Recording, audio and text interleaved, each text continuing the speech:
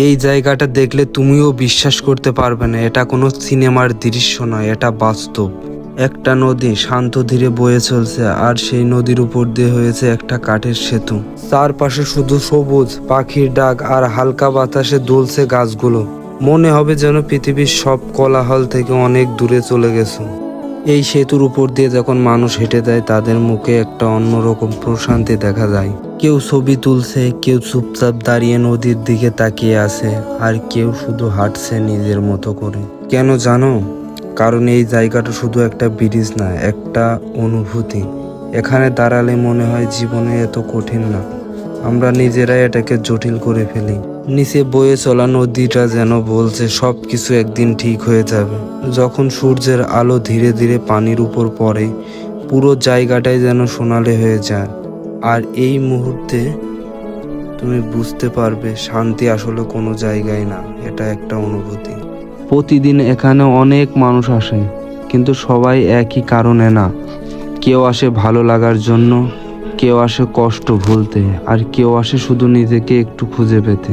এই কাঠের সেতুটা হয়তো খুব দামি কিছু না, কিন্তু এটা মানুষের মনে যে অনুভূতি তৈরি করে তার কোনো দাম নাই।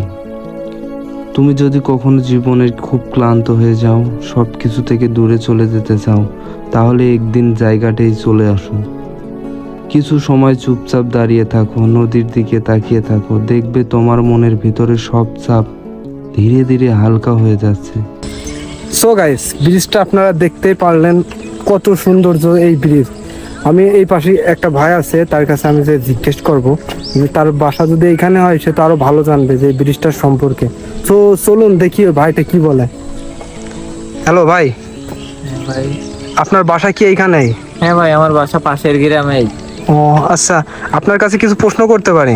হ্যাঁ অবশ্যই। আচ্ছা, প্রশ্ন করার আগে আপনার আপনার নামটা কি জানতে পারি? আমার নাম জিহাদ। আপনার বাসা কোন গ্রাম? আমার বাসা মোহাম্মদপুর।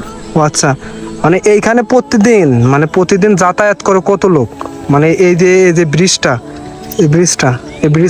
এখানে আশেপাশে যাই 3টা গ্রাম মিলে প্রায় প্রতিদিন 1-150 লোক হয়, বিকেল বেলা সন্ধ্যা পর্যন্ত। মানে এইটা কি মানুষের মানে একটা অবসর টাইমে মানে টাইম কাটানোর জন্য পারফেক্ট জায়গা? পারফেক্ট জায়গা বলতে এইখানে অনেক দূর থেকেও লোক আসে দেখাতে, কারণ আমাদের এই জায়গাটা দেখতে অতটা সৌন্দর্য না হলেও মানে নাম হয়ে গেছে অনেক সৌন্দর্য, যার কারণে অনেক দূর থেকেও এই জায়গাটা দেখার জন্য লোক আসে। ভাই আমি তো দেখতে পাচ্ছি জায়গাটাও অনেক সুন্দর। এই যে এখানে নদীটা বয়ে গেছে, নদীর তো আশেপাশে সেই সুন্দর জায়গা, প্রকৃতির সৌন্দর্য ভরাই তো এইখানে। আমি তো সবকিছু সৌন্দর্যই দেখতে পাচ্ছি। এখানে সৌন্দর্য, এখানে আগে অনেক পানি ছিল, কিন্তু এখন তো দেখতে পাচ্ছেন যে পানির উপরে আসলে পট, যার কারণে ভরে গেছে। এখানে ধান টান আশেপাশে লাগায়ে মানে পানি শুকায় গেছে, যার কারণে সৌন্দর্যটাও কমে গেছে এখন অনেকটা। সো গাইস, আপনারা দেখতে পাচ্ছেন ভাইটির কাছ থেকে আমি শুনলাম আসলে এইখানে অবসর টাইমে আপনি কাজ করার জন্য, মানে অবসর টাইমে আপনি এখানে ঘুরে বেড়ার জন্য পারফেক্ট একটা প্লেস হইতে পারে।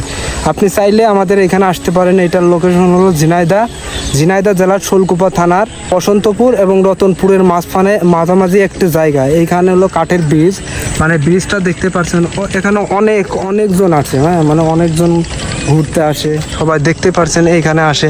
যাতায়াতেরও একটা সুন্দর মনে করেন রাস্তা, সব মিলে মনে করেন অসাধারণ। আপনারা চাইলে এইখানে এসে দেখতে পারেন যে ব্রিজটা কেমন, ঠিক আছে? সো পরবর্তী কোন জায়গা নিয়ে ভিডিও দেখতে চান অবশ্যই কমেন্টে জানাবেন। আমি ঝিনাইদহ ছেলে। সো কোন জায়গা নিয়ে ভিডিও দেখতে চান অবশ্যই জানাবেন। সো ভালো থাকবেন, সুস্থ থাকবেন, টেক কেয়ার, আল্লাহ হাফেজ।